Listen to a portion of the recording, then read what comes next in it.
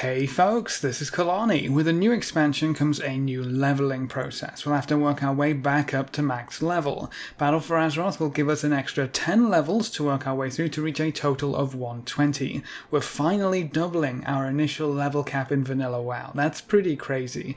I wonder if they'll ever squish down the actual levels instead of just the item levels. But whether you're someone who relishes every quest, storyline and plot point, or if you're someone who just wants to rush to max level as quickly as possible, we're all heading in the same direction.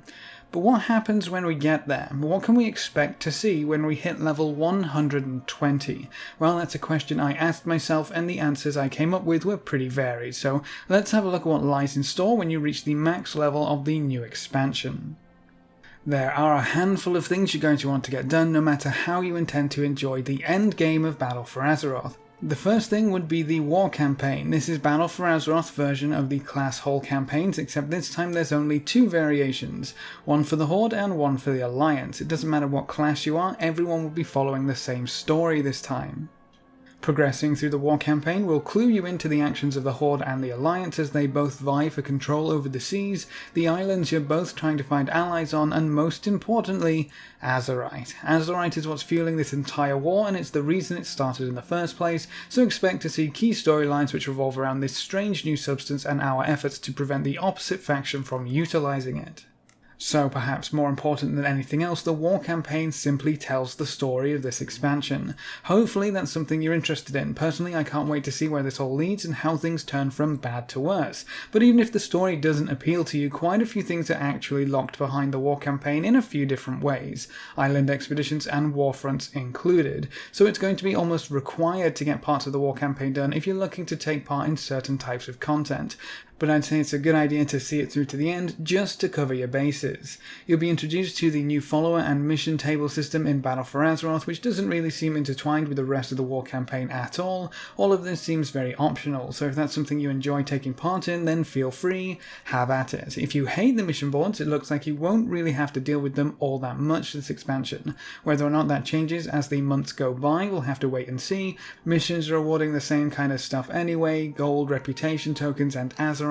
If you played throughout Legion, you know the drill.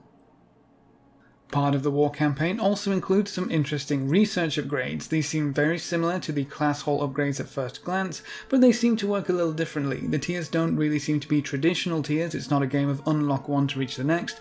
Most of these bonuses have individual requirements before you can start researching them. The third tier requires you to complete expeditions to 5 different islands, the fourth requires you to recruit 5 war champions, the sixth requires a warfront victory against 3 different leaders, and the last upgrade here actually requires the diplomat achievement, which is revered reputation with all 6 new reps in Battle for Azeroth. So while this isn't necessarily something you should absolutely have to unlock right away, I'd say it's for sure something you want to keep an eye on. These bonuses and upgrades will unlock as you take part in different types of content. Chances are you're going to meet those requirements fairly easily with just casual play. What you should be doing is coming back to your upgrade NPC every now and then to make sure you unlock anything that's available to you.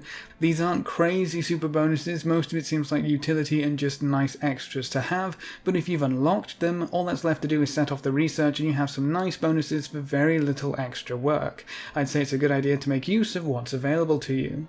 The other major type of content locked behind your War Campaign is World Quests. You'll get to a point where your War Campaign asks you to reach friendly reputation with a few of the new factions, which you should do pretty easily if you've quested throughout all 3 zones, and that quest unlocks World Quests and the ability to use your Flightmaster's Whistle throughout Kulturas and Zandalar.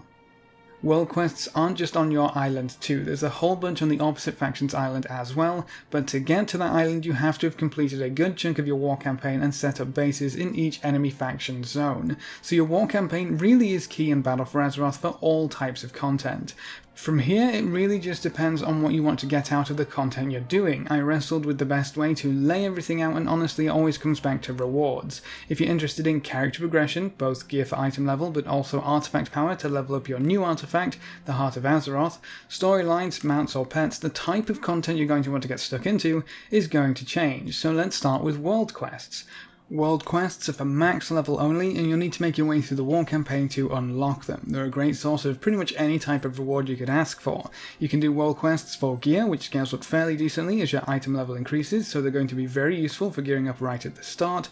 They can also award a good chunk of Azurite, so world quests are a fantastic type of content if you're looking for character progression. They'll help you increase your item level and level up your amulet, but they can also award war resources to help fuel your missions, research upgrades, recruit troops, and all that good stuff, as well as the odd bit of gold here and there. One of the most important rewards from world quests though is the reputation with different factions. Reputations can help you with character progression with the gear they have on offer. They have 3 25 pieces, 3 40 pieces, and 3 55 pieces. 340 is mythic dungeon level and 355 is normal raid level, so that's some pretty powerful gear right there. We'll have access to those pieces of gear before the raid opens most likely, so they'll definitely be very useful. But reputations also have various pets, toys, and even mounts that you can collect, so reps are a great way to add to your collections as well if you're someone who loves to collect. You can gain reputation by completing world quests, or even just going back through each zone and making sure you finish all of the quests available for those factions. It's both a great way to gain huge chunks of reputation, but also to explore all the different storylines if that's something you're also interested in. Now, if you're just interested in character progression, dungeons are going to be your best friend at max level. While they do award you with a little bit of Azurite, both for a random dungeon completion or for each boss killed, the main reward you're going to see from dungeons is definitely gear. They might be one of the best ways to help increase your item level, and what's more fun than stomping through the new dungeons in an expansion. We're all pretty tired of More of Souls by now surely, and we'll probably never see the Halls of Valor again.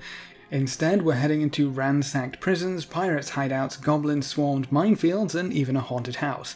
It's going to be glorious, and you'll be well rewarded for your efforts. Gear from dungeons starts at 310 item level for normals at max level, and you need 305 item level to queue for random heroics. Heroics drop 325 item level, and you're going to need some heroic loot if you want to head into mythic dungeons, which drop 340 item level. That's all that will be available at the start of the expansion. We'll have to wait a few weeks for Mythic Plus to become available, but the gear train will only continue from that point. A new type of content in Battle for Azeroth is Island Expeditions. Instead of being front-loaded with gear like dungeons, Island Expeditions will actually be a major source of Azurite, or artifact power, in Battle for Azeroth. So while it still provides you with a source of character progression, islands are more focused on leveling up your amulet instead of just flooding you with gear. There's a weekly quest which rewards a huge chunk of artifact power, so getting that done every week will be huge for your amulet progression. That's not to say there's nothing else from Island Expeditions though. They do have a little bit of gear as well. They can award you with 3 25 item level weapons which are bind on equip. So early on this might be a great source of weapons both to use, maybe send to your alts, and also to sell for those goblins out there. Islands are also great for collectors as they have a bunch of pets. Probably the most pets I've ever seen come from one source of content before, and there's also a handful of mounts. So if you really want to boost your Heart of Azeroth amulet, or just fancy collecting all the goodies on show, Island Expeditions might be right up your alley. The other type of new content in BFA is the Warfronts. Now there's actually 2 parts to the Warfronts, the Warfront itself and the new open world updated map for Arathi Highlands. The Warfront itself pits you and 19 allies against the might of the opposite faction. You need to build a base, collect resources, recruit troops, and eventually overthrow the enemy's faction's citadel. In the open world Arathi Highlands, you'll find a whole bunch of rare monsters who drop various mounts, pets, and toys, but fighting those rares is going to be a lot harder if you don't control the zone. So be careful, especially if you have war mode on, if you're heading out into Arathi Highlands when you don't have control. Right now those rares also drop 355 item level gear, which seems way too high for the area and the content. That's raid item level gear from open world rare monsters. Either this is a huge oversight or it's a case of beta being beta. I imagine these mobs might reward gear when the game goes live, but I would fully expect it to be on par with normal dungeon loot, maybe heroic at a push. Gear is supposed to come from Warfronts, but as I understand it, it's supposed to be more about the transmog and appearance rather than actual item level. Access to Warfronts is timed. Only one faction will have access to the content at any one time, so if the rewards here are something you're interested in, keep an eye on your Warfronts progress and be sure to get in on the fun when it's available. If you're interested in collecting the transmogs, the pets, toys and mounts, then Warfronts should definitely be on your to-do list. And then if you're a PvPer more than anything else, I guess you'll probably fall in love with War Mode. You can head out into a world where everyone has opted into World PvP. Everyone is fair game, and you even get some bonuses for racking up a few kills. Get 10 kills without dying and you'll become an assassin. Increased damage and healing, and you're marked on the map for everyone to see. And everyone to hunt. You have a bounty on your head that someone will probably try to come and collect. It's going to be a lot of fun holding onto your assassin status as long as possible, while taking out everyone within sight. You'll earn yourself honourable kills and conquest to put towards your next piece of gear. If you wanted to gear up through PvP, you get one piece of gear each time you fulfill the conquest requirement. I think this will be limited to once per week, and the item you get will always be set and in order. Everyone will get the same pieces. If you fall behind, there's going to be ways to catch up, but you should be able to gear very reliably through PvP this time, even if it's not going to be super quick. Either way, PvP wasn't really ever about gearing up, it was mostly about prestige. The new honor level system will grant you various mounts and titles as you ascend to the highest ranks. The gear you get along the way will just be extra shinies. Sadly, there aren't any new battlegrounds going into BFA, but you can play the island expeditions in PvP mode, so that might end up being quite a bit of fun, hopefully. A few weeks after launch, Raids and Mythic Plus will open up. By then you should be pretty comfortable with what Battle for Azeroth has to offer, and then you can start working on the raid bosses to collect more loot, more titles, and a mount or two along the way. If you're wanting to stick to dungeons, the gear treadmill lays out before you as you tackle key after key after key in Mythic Plus.